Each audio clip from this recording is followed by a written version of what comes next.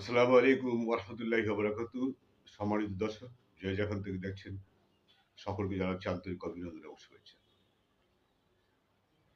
সম্মানিত দর্শক, আমরা জানি বাংলাদেশ অতি মহা সংকটাপন্ন একটি রাজনৈতিক সংকটাপন্ন অবস্থায় আছে।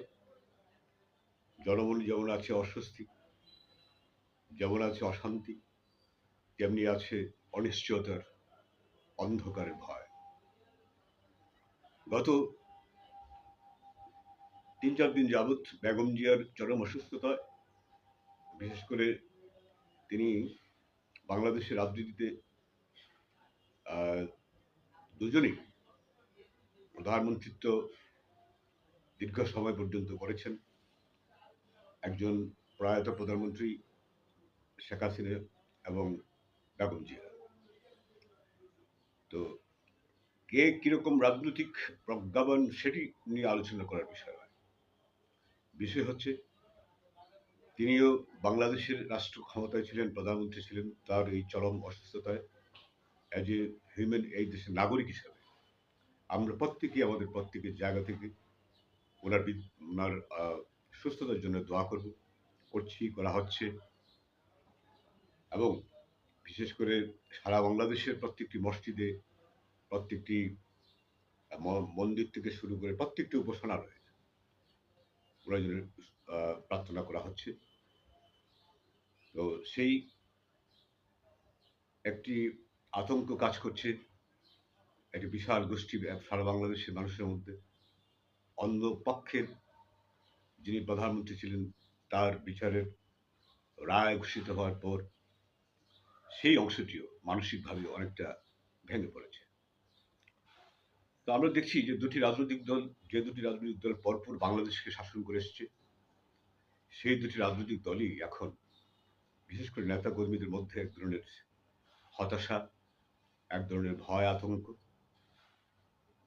বিভিন্ন ধরনের আহ, আহ, যেটাকে আমরা বলি সাইড টকিং, আন্তর্জাতিক। তো সেই সব শুনে অনেকেই আমরা মনে করছি যে এই সময়টি হচ্ছে বাংলাদেশের ইতিহাসে সবচেয়ে ভয়ঙ্করতম সময়। তো আজকে আমি যে বিষয়টি নিয়ে আপনাদের সামনে উপস্থিত আছি, আমি 29 নভেম্বর প্রথম আলো একটা রিপোর্ট থেকে বিএনপি নতুন একটি কর্মসূচি ঘোষণা করেছে, সেই কর্মসূচিটি নিয়ে আমি একটু কথা বলব।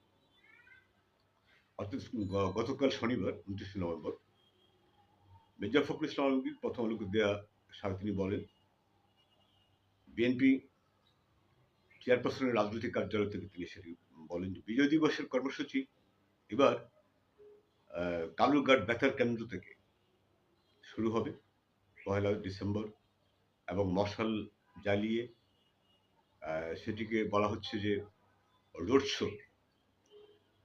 তো সেই দুটি মশাল থাকবে, একটি মশাল থাকবে মুক্তিযোদ্ধার হাতে, অপরটি থাকবে 24-এর যোদ্ধারা। তো সেই বিজয় উৎসবটি শেষ হবে গিয়ে 16 ডিসেম্বরের মানিক মিয়া অ্যাভিনিউতে মহা সমাবেশের মাধ্যমে। তো বাস্তবতা হচ্ছে যে ফেব্রুয়ারিতে যদি নির্বাচন হয়, তাহলে ডিসেম্বরের আহ, প্রথম সপ্তাহেই তফসিল ঘোষণা করার কথা। কিন্তু আমরা যতটুকু তথ্যপত্র থেকে শুনতে পেরেছি, মনে হয় যে সেটি হচ্ছে না। মানে খুব দ্রুত, অর্থাৎ প্রথম সপ্তাহে তফসিল ঘোষণা নাও হতে পারে, একটু বিলম্ব হতে পারে। তো নির্বাচন ফেব্রুয়ারিতে হওয়া অনেক কতটা জরুরি এই জনমানুষের জন্য, সেটি নতুন করে বলার অপেক্ষা রাখে না।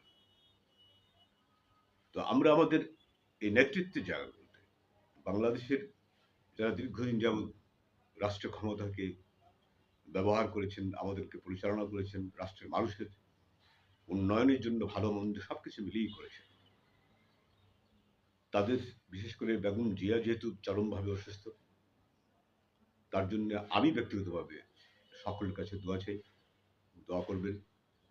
আর এটি একটি উত্তম কর্মসূচি বলে আমি মনে করি, কারণ 16 ডিসেম্বর এই স্বাধীনতা বিজয় উৎসব কেন জানি ম্লান হয়ে গিয়েছিল 24-এর পর। এখন যদি সেই 1 ডিসেম্বর থেকে আবার শুরু হয়, মানুষের মনে যদি সেই স্বাধীনতার চেতনা বা 1971-এর মুক্তিযুদ্ধের এই বিজয়কে আবার যদি হৃদয়ে অন করে সবাই, আমরা খুশি হব সকলের প্রতি। পাশাপাশি 24শে জুলাই যোদ্ধাদের কথা বলব। 1971-এর জায়গায় 1971 আর 24-এর অভ্যুত্থানের জায়গায় 24-এর অভ্যুত্থান। এখানে কোনটি খাটো করে দেখার সুযোগ নেই। যার যে মর্যাদা তাকে সে মর্যাদা দিতে হবে, এটি সত্য। এই বলে আমি শেষ করছি। সকলে ভালো থাকবেন, আমার জন্য দোয়া করবেন এবং আমার চ্যানেলটি যারা সাবস্ক্রাইব করেননি অনুগ্রহ করে সাবস্ক্রাইব করে নেবেন। এই আশা ব্যক্ত করে বিদায় নিচ্ছি। আসসালামু আলাইকুম ওয়া রাহমাতুল্লাহ।